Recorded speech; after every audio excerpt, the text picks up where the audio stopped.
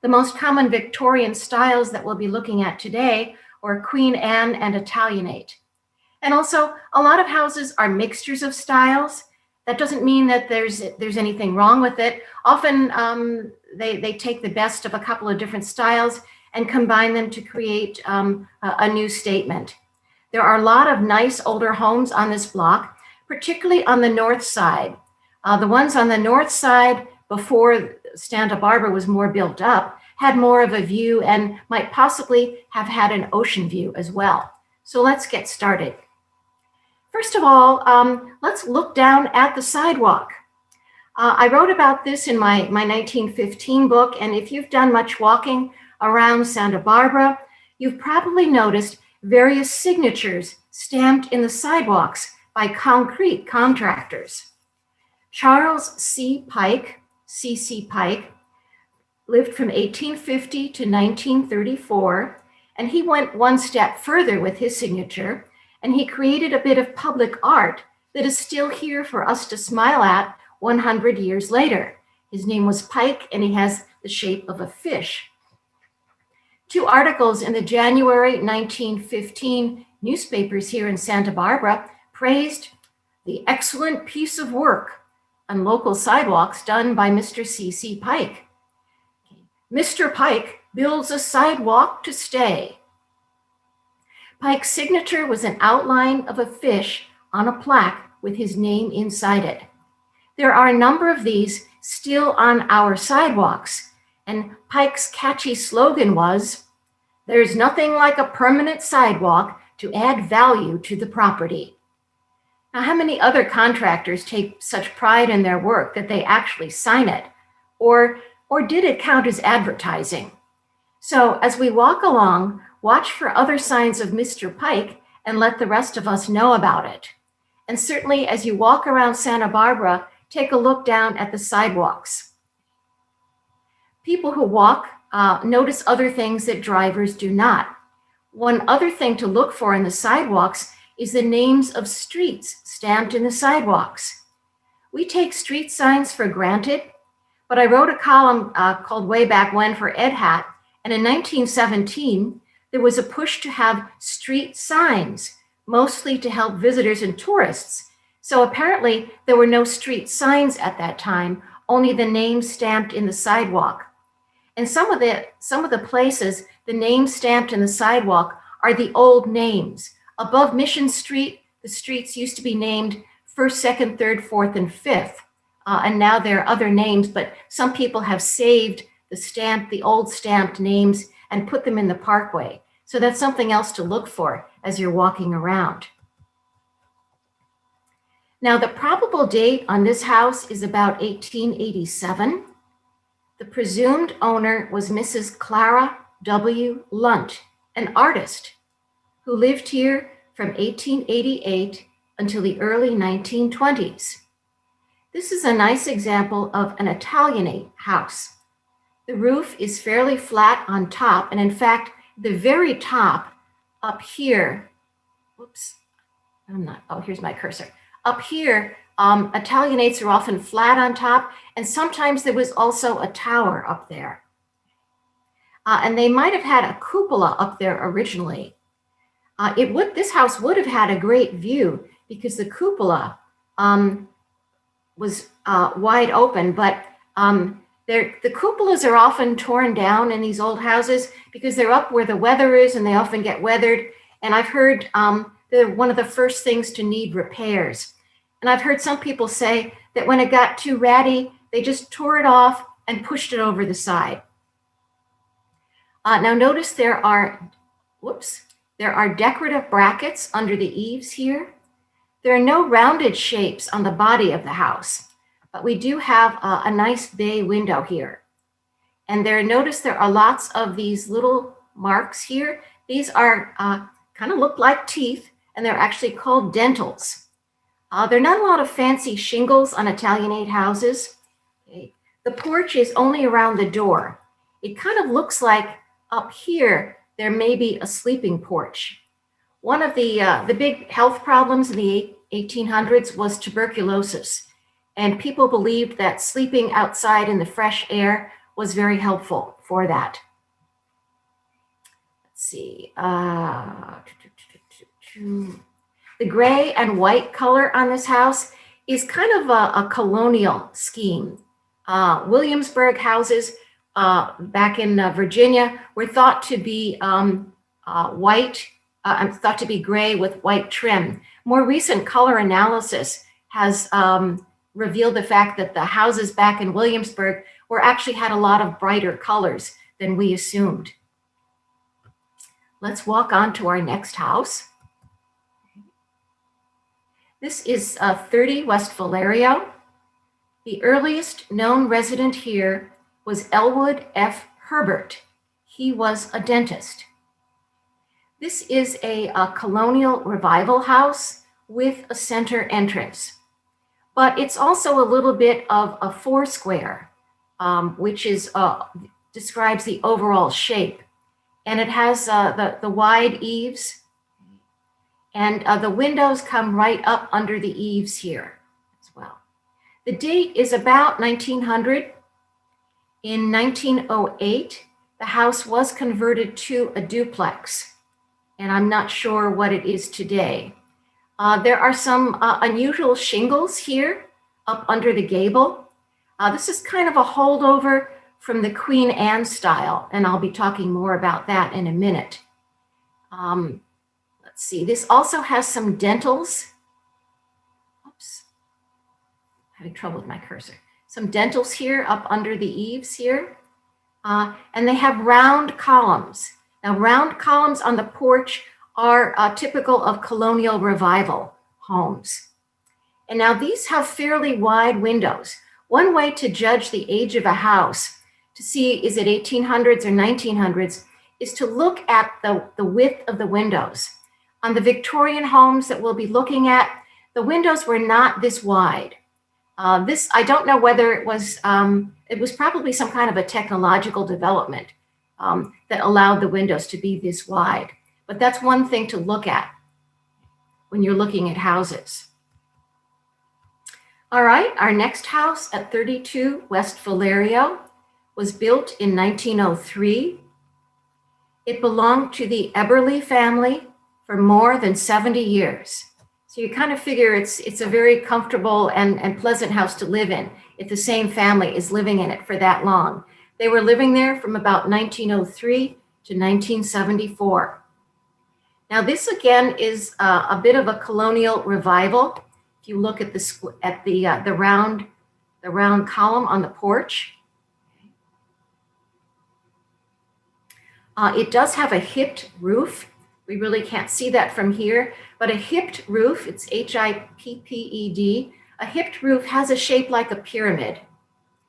Kind of like Queen Anne homes, we have shingles on the second floor and clapboard on the first floor. So that's a bit of a holdover from the Victorian era. There's a nice sandstone along the sidewalk, which we can't see in this picture, but if you decide to walk along Valerio, you will notice that. Now the shutters are typical of Colonial Revival. So the shutters and the round columns here are typical here. And this one does have a nice bay window on the second floor here. It has wide eaves with exposed rafters underneath, which are more typical of craftsmen. So this one's a little bit of a combination of Queen Anne and Colonial Revival and craftsmen, but it's still a very attractive house. All right, 36 West Valerio. The estimated date on this is about 1892, and this is, excuse me, also called the Eberly House. It was also owned by the same families. The original owner was W.H. Eberly, who was a blacksmith, so that name may sound familiar to you. The family owned the house until the late 1920s. And this is a Queen Anne house. Queen Anne color schemes are often kind of olives and dark green or mustard and a dark red. This again has the kind of the colonial color scheme, which is the gray with the white trim. This one also has a hipped roof, which again, shaped like a pyramid. And it has a very interesting pagoda-like trim on the shape on the front porch here with some dentils underneath. So it's a very interesting combination. The second floor windows have a, I keep losing my cursor here. Whoops. The second floor windows at the top have kind of a lancet design. A lancet is kind of like the top of a spear. Okay, oh, there we go. Keep it over here. This is a Victorian house, but again, Victorian refers to the age and not the style. And as you'll notice from the sign, this is now used as the Cheshire Cat Inn. And the inn also includes a house at 32 West Valerio, as well as some craftsman cottages across the street. All right, 114 West Valerio. This was built in the late 1920s, and you can kind of tell that by looking at the style.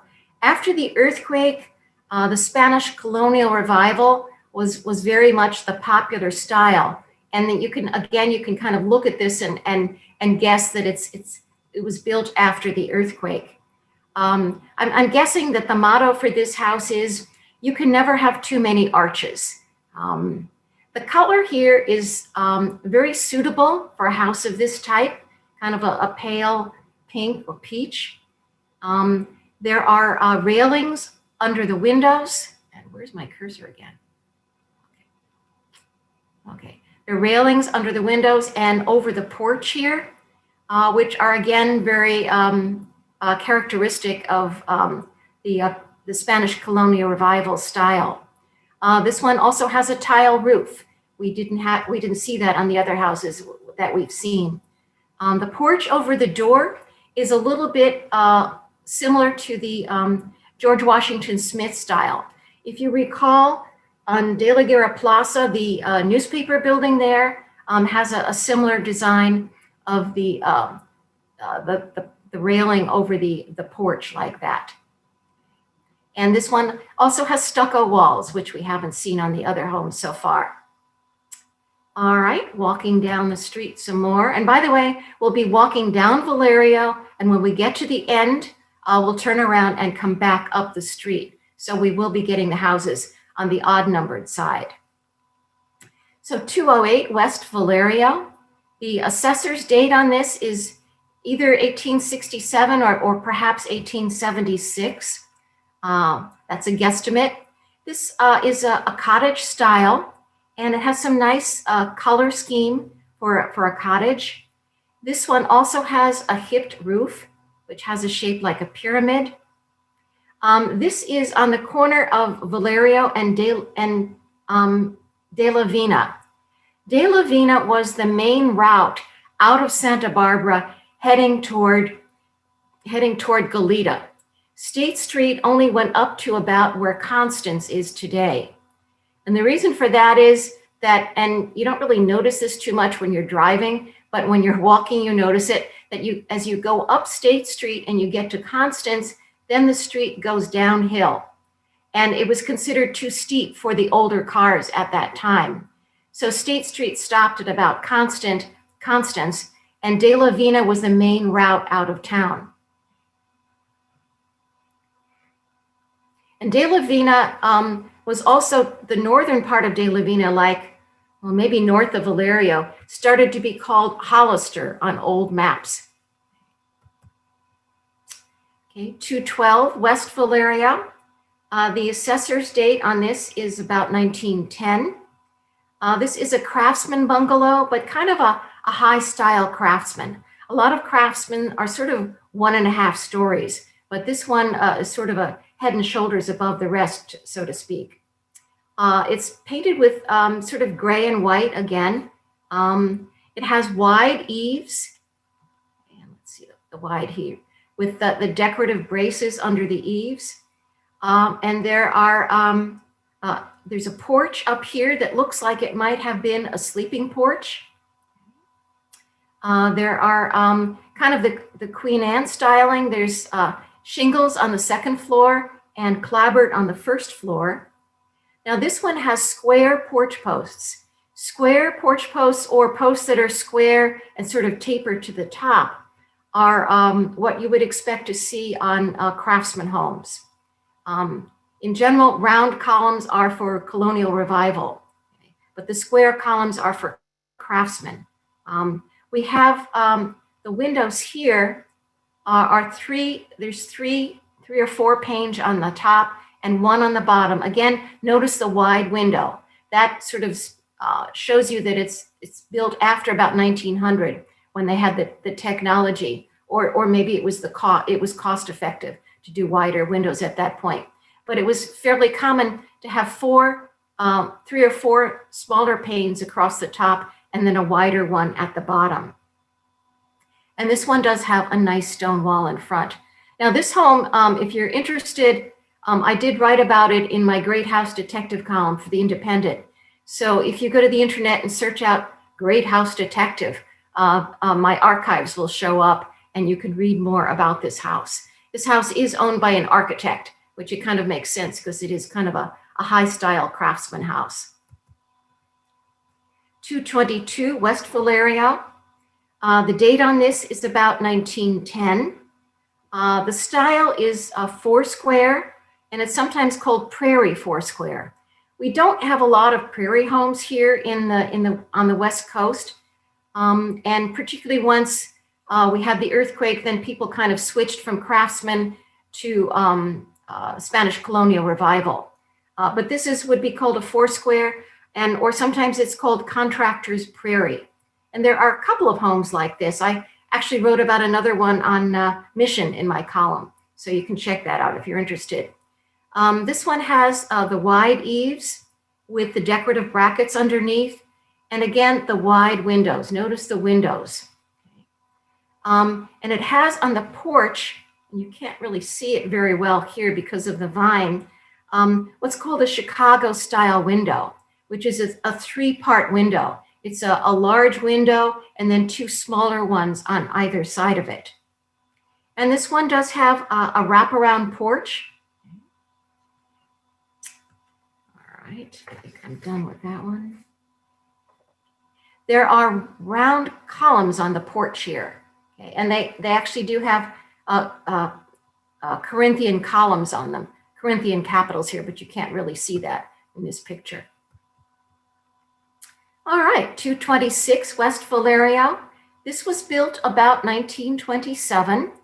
It is a craftsman bungalow, fairly typical. Looks like it's one story.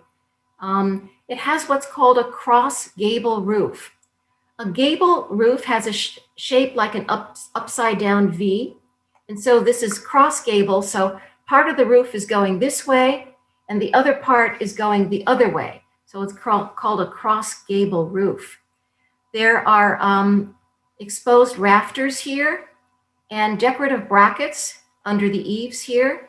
And notice the porch columns. It looks like they're a stone on the bottom part and then sort of a tapered square at the top part here. And that's very typical of craftsmen. Oh, actually, I see from my notes that the stone on the columns is actually not, or the bottom part of the column is actually not stone. It is shaped concrete. There's not a lot of this in Santa Barbara. There's actually a house on Bath Street below Carrillo that is all made out of this concrete block that are shaped to look like stone. We have so much Santa Barbara sandstone here that you don't see a lot of it here. There's a lot of it in other places like Chicago, but actually it's a poured concrete block.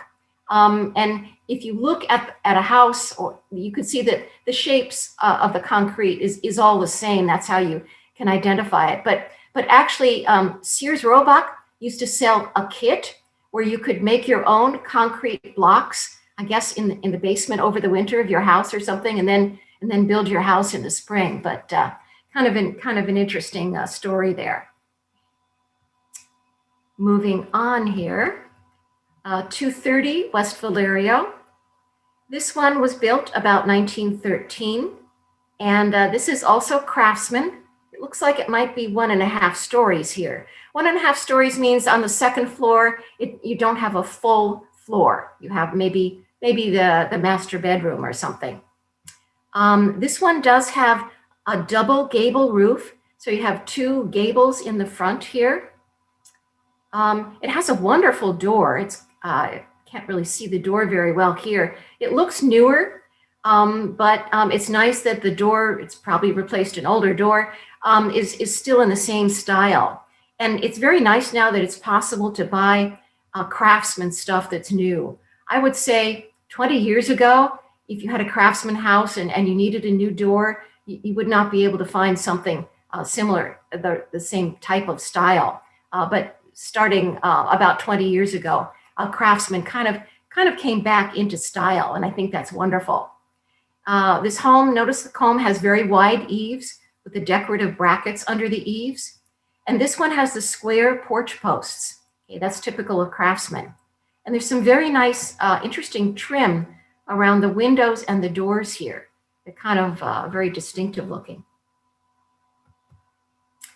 234 West Valerio. This was built a little later, about 1930, and one of the newer ones that I'll be talking about on this in our walking tour. This is an unusual style in Santa Barbara. It's certainly more common in the United States. It was in other parts back east. It was common from about 1890 to about 1940. This style is called Tudor Revival.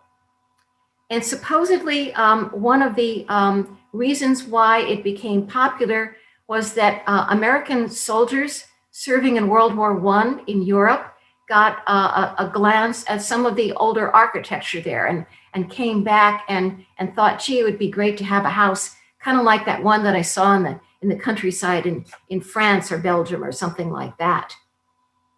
The Tudor Revival, as you can kind of tell from the name, is meant to invoke centuries-old buildings in England. And this kind of style with the outside timbering here is called half timbering. These boards now are decorative, but in some of the older houses, if you think of stuff like Shakespeare in Stratford-on-Avon, the braces there are actually supporting members. Here they're just decorative. Now this does have some craftsman influence with the wide eaves and the brackets under the eaves here. Over here there is what's called a hipped gable. It's kind of a gable, a little gable roof, and like the top is cut off. And that's also kind of part of the meant to invoke the Middle Ages type styling. This portion up here is called a dormer window. And dormers, if you think back to your high school French or even Spanish, dormir means to sleep, and dormer windows are generally in the bedrooms where obviously people are sleeping. And this house is painted very appropriate colors. All right, 312 West Valerio. Just by looking at it, you can kind of figure that it was built sometime after the earthquake. This was built about 1930. The style is what we're used to seeing in many places in Santa Barbara, the Spanish Colonial Revival style. And this was the most popular style, certainly in the 20s, 30s, and even today. It has very appropriate colors, kind of an off-white with the teal around the windows here. The teal color is actually called pearl chase blue. It really has nothing to do with old Spanish colonial houses, but supposedly the story is that Pearl Chase went to a painting expert and said, okay, we have these houses that are sort of a light stucco color, and we have the dark bricks colored tile roofs. What would be a nice accent color? And according to the story, they mixed up kind of a smoky teal color. And that's why it's called Pearl Chase Blue. Now this house has a flat roof with a parapet around it here. It does have the red tile roof. There are some nice arches here on the porch. And notice the wide windows. Again, that's a clue to the age of the house. And very nicely, the wall that joins the sidewalk here matches the house. The cactus here is kind of a nice touch.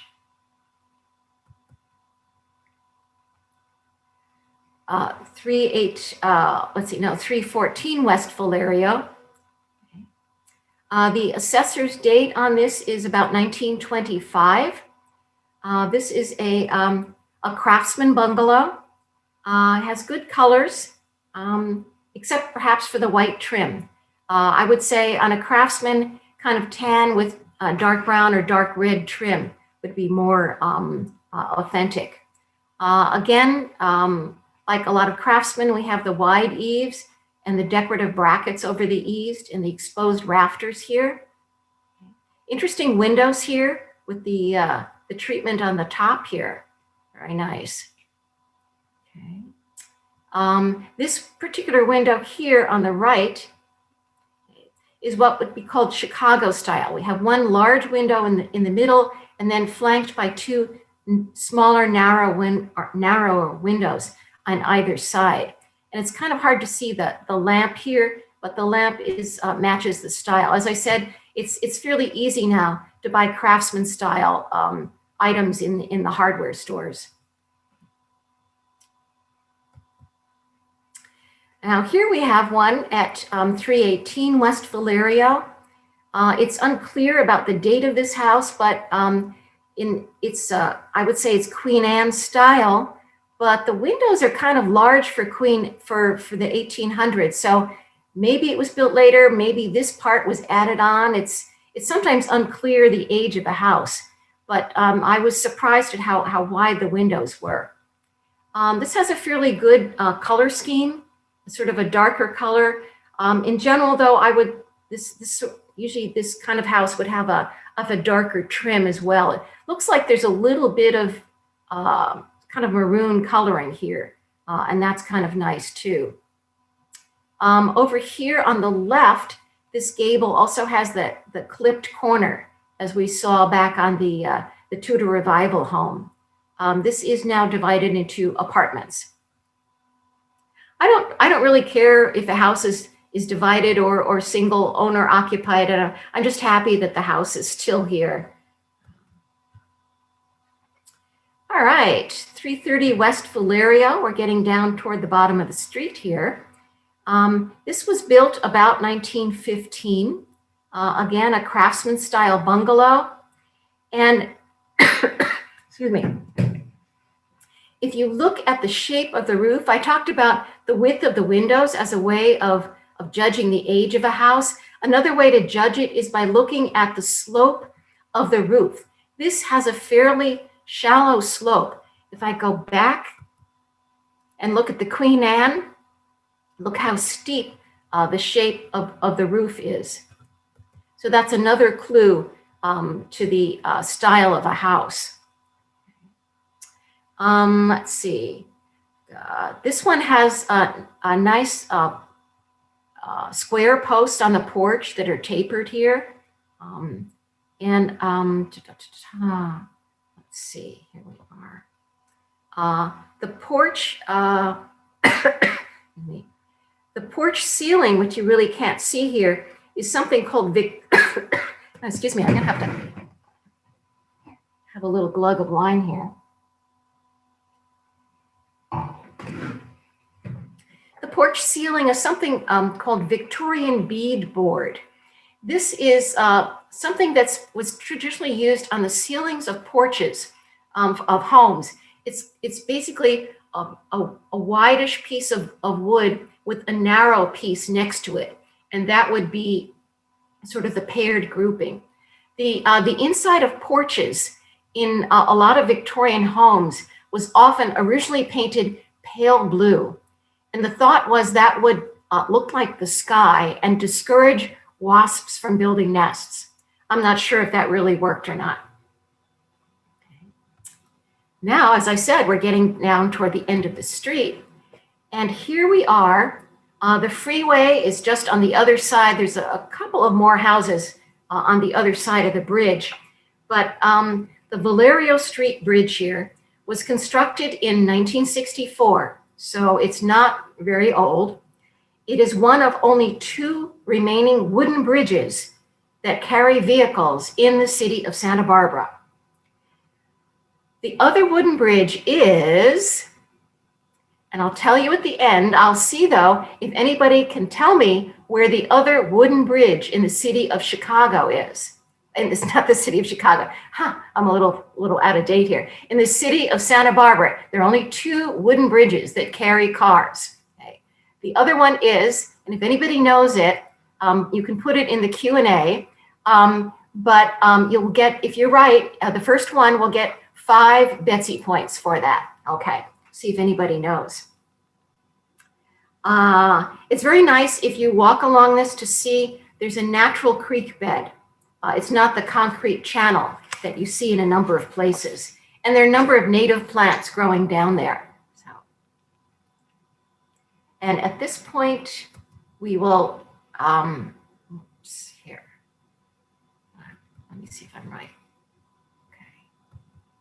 Okay, here's a very interesting little house. It's an older house. I'm not sure of the date. I'm guessing that the windows were added later because they are so wide. It's a very interesting little house. I would call it cottage style with kind of a hipped roof with a little bit of a gable at the top. It looks like it's a vent. Maybe there's another room up there. I'm not sure. But a very cute little house.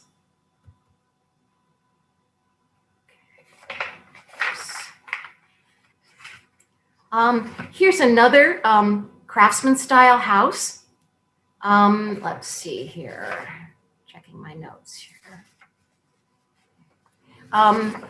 It's kind of got the gray and white color scheme that would be typical of a colonial house. And there's nothing wrong with the house being painted different colors at all.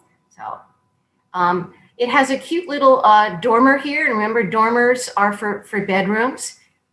With the exposed rafters.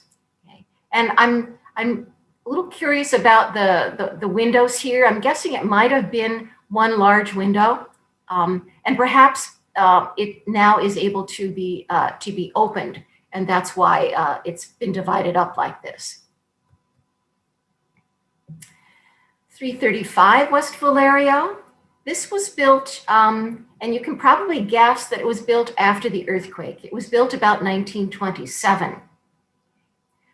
It's kind of a different style here for Santa Barbara.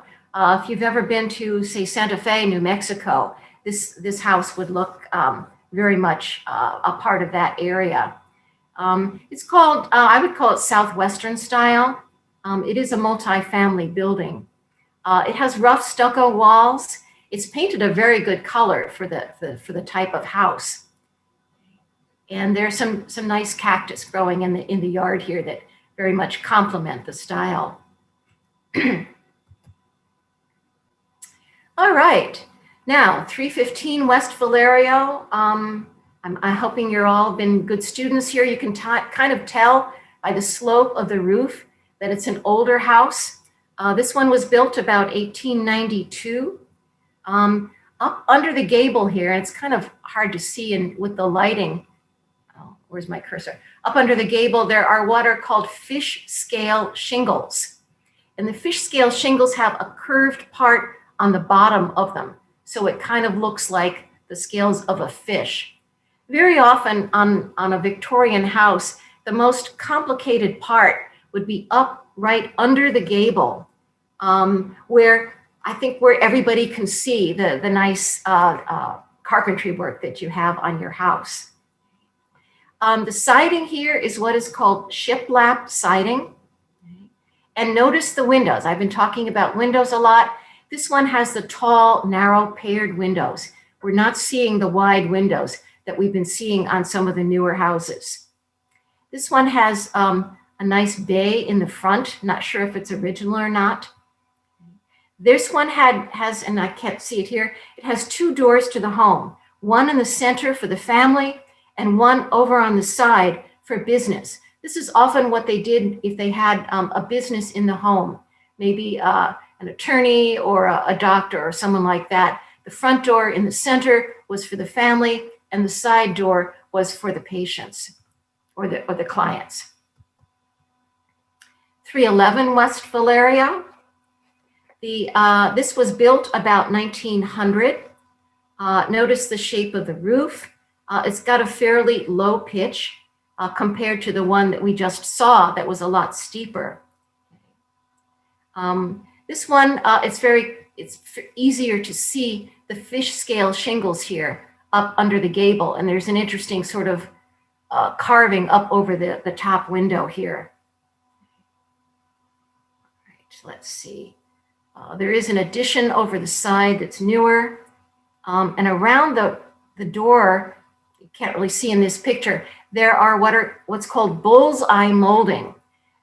What this is, and you see it inside houses and outside houses. So you have a fairly straight piece across the top and along the sides, but joining in the corners are sort of what looks like almost like a target. It's a circle and another circle inside. And that's called bullseye molding, which is a very nice touch. Here's, let's see, 227 Valerio. This was built about 1887. Again, look at the slope on the roof. This one is actually a simple Italianate style. And it has the paired brackets under the eaves. The Craftsman style does have brackets under the eaves, but the Italianate usually has them in pairs. Okay, you can see that here. This was built about, about 1887. Now, an interesting historical point, this was the Alfred Hayward house. Hayward and Mazzal were two had a photographic studio here. And if you look at a lot of the photographs of Santa Barbara in the 1800s, you will notice that the photos were taken by Hayward and Mazzal. This one also has the shiplap siding. And again, notice the windows. We have tall, narrow windows. We don't have the wide windows. This one has a very nice ornate porch post. And if you look over the door, there is a transom. It might be a window or it might be a solid piece, but it's able to be flipped out so you can get a breeze coming through, but still be able to keep the door closed and keep some privacy and also some security. Again, this is another gray one with white trim. Back in the when it was built, it was probably more somber colors, maybe olives, mustard, maroon, or something of that color scheme. Let's see. I'm gonna move things around here. I'm not sure if I can't see the date on my screen. Not the date, the address on my screen. Can someone tell me what the address is out there? 223 West Valerio. 223 West Valerio. Okay, thank you. Yep. All right. This is an interesting home that's a kind of a simple Italianate style. And I can tell that by looking at the roof. It has a hipped roof with a flat portion on top. And this might possibly have had a tower on the top. That was typical. And so it might have, at this point, it might have had some kind of a view. Oh, I see the 223 down there. Okay. Okay. 215 West Valerio. Okay, I can see that one. This was built about 1887. This is also built by Edwin J. Hayward. It has a hipped roof with some gables on the side. Okay, so here's the hipped roof in the middle, and then here's here's the gabled roofs on the side here. Let's see. This is a nice example of middle-class housing for professional people. And again, I call this Italianate because of the decorative brackets over the eaves. And this sort of an interesting square or sort of diamond-shaped window is also typical of Italianate. The decorative trim here on the porch, the curved parts, would have been made with a scroll saw. A scroll saw is kind of like a jigsaw in that it kind of goes up and down and allows you to cut curves. All right, 129 West Valeria. This one was built about 1910. This is a four square, or also a contractor's prairie. It has a square shape and a hipped roof. And it has the wide eaves and the decorative brackets underneath. And this one also has a horizontal band under the windows. And the windows go right up under the eaves here. That's kind of typical of prairie style.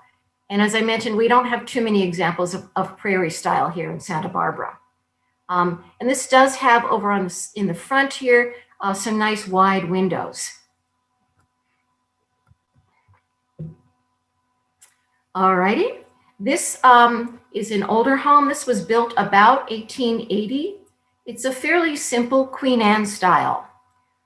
There's a nice two-story bay window here in the front. And this has a very nice color scheme for a Queen Anne style. It has it looks like some sort of a muted blue here. Now, this one was built about 1920, and by now you could probably tell it's craftsman style. It's got the exposed rafters here, okay, with the decorative braces underneath. The bottom part of the porch posts are square. It does have some round columns here, which would be more like Colonial Revival. These might be replacements, or somebody might have just wanted something a little bit different on their house. And the color scheme, again, the gray with the white trim is very popular here, and that's works with Colonial Revival. Now, this is an interesting one. This was built about 1904. It was originally the Blanchard Gamble School, which was a boarding school for girls from about 1904 to about 1905. So who would know that there was once a school on Valerio?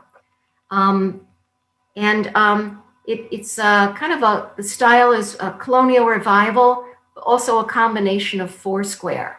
And the trim around the porch here is very Colonial Revival, as are the shutters around the windows would be typical of Colonial Revival. This one does have a hipped roof. And let's see, you can't really see the balconies from here.